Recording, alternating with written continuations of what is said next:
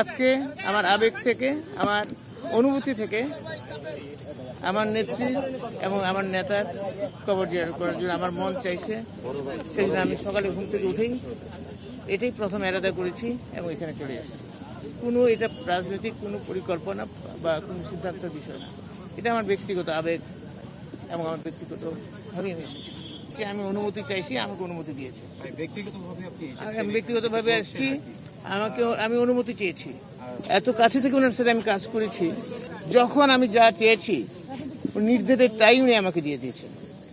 আমি বলছি যেটা করার জন্য আপনারা দেখেছেন যে র্যাব গঠনের ব্যাপারে, এবং র্যাবকে কিন্তু তখন রাজনৈতিকভাবে দিনের জন্য আমরা ব্যবহার করি না, 1 ঘন্টার জন্য ব্যবহার করি, কেউ বলতে পারবেন না, আপনারা প্রমাণ দেখাতে পারবেন না।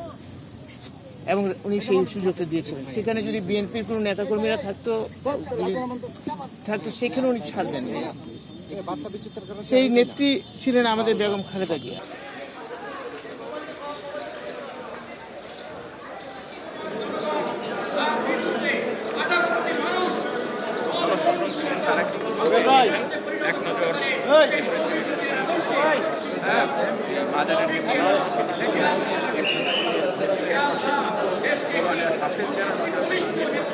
এবং তারা যেমন বলছেন বিএনপি চেয়ারপারসন